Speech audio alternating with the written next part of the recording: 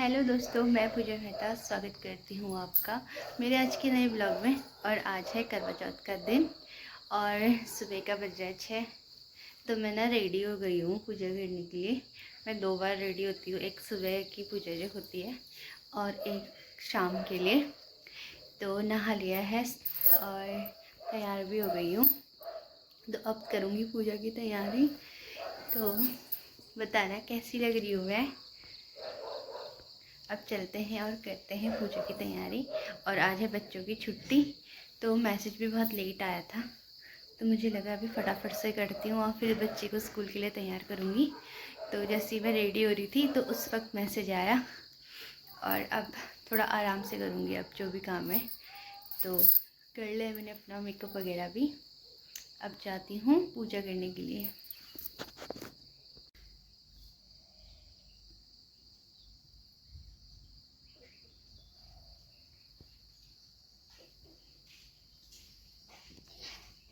और अभी पूजा वगैरह भी कर ली है मैंने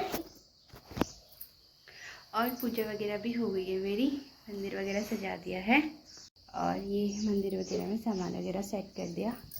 वहाँ पर रखी है साड़ी वगैरह। तो अब करती हूँ बच्चों का काम।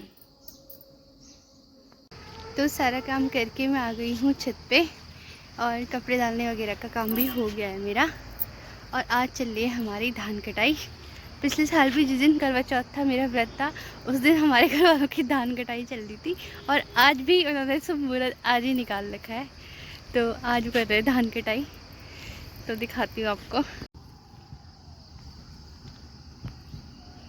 और आज का व्यू, आज काफ़ी अच्छी धूप आई हुई है, तो अब अच्छी लग रही है धूप ना। ठंडियों के दिन आ गए हैं तो धूप भी अच्छी लग रही है।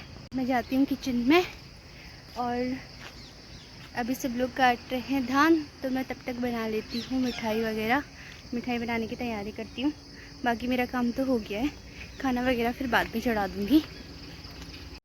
तो अभी मैं आ गई हूँ किचन में और करती हूँ करवा चौथ की मिठाई वगैरह बनाने की तैयारी। क्योंकि अभी ना किचन साफ़ है तो जूठा नहीं है, इसके बाद खाना ना बनेगा तो जूठा हो जाएगा। इससे पहले मैं बना देती हूँ और मैं हर साल घर में ही बनाती हूँ मिठाई, तो अभी भी बना लेती हूँ। ला तो सकती थी मार्केट से, लेकिन मैंने सोचा कि साफ़ तरीके से घर में ही बनाती हूँ। आती है तो बनाने में क्या हर्ज है।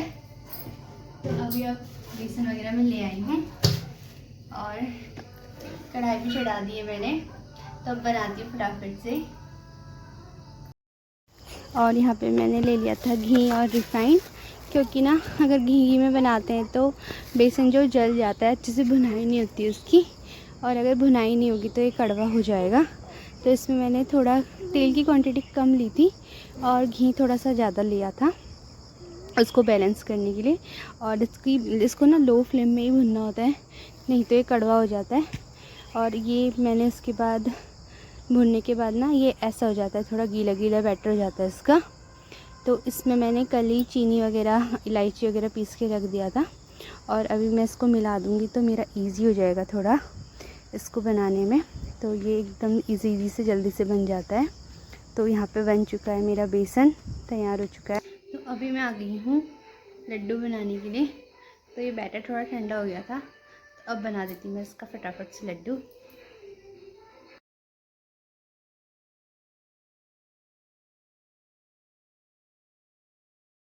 और ना भी बना लिए हैं लड्डू भी, तो इतने सारे बन गए हैं ये। और इनको रख देती हूँ अब मैं मंदिर में।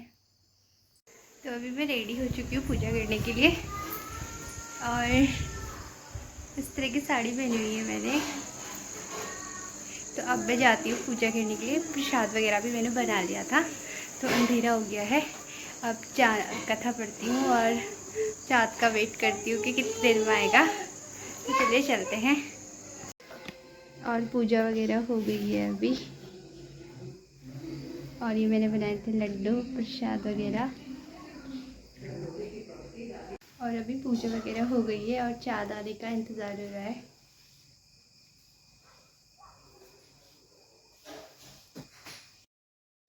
कथा वगैरह पढ़ने के बाद मैं आ गई थी सास को टीका वगैरह लगाने के लिए।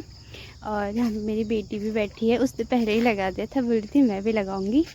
तो सास को मैंने उनका सामान वगैरह दिया और उन्होंने भी मुझे दिया था चूड़ी गोला 5 चीज़ें मिक्स करके। तो ये है उनका दिया हुआ सामान। और उसके बाद हम चले गए थे छत पे, क्योंकि अभी चाँद आने का टाइम हो गया था, तो सभी लोग वहाँ पे छत पे चले गए थे।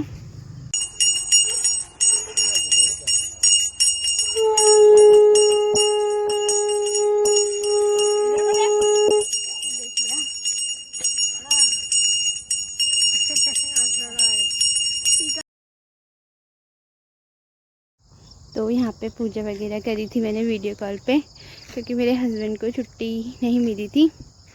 तो उसके बाद मैंने अपनी बेटी से बोला था पानी पिलाने को, और वो लेके आ रही थी। अब वो डाल भी रही है पानी, तो उसी ने मुझे दिया था और उसने मुझे पानी पिलाया, तो फिर व्रत खुलवाया।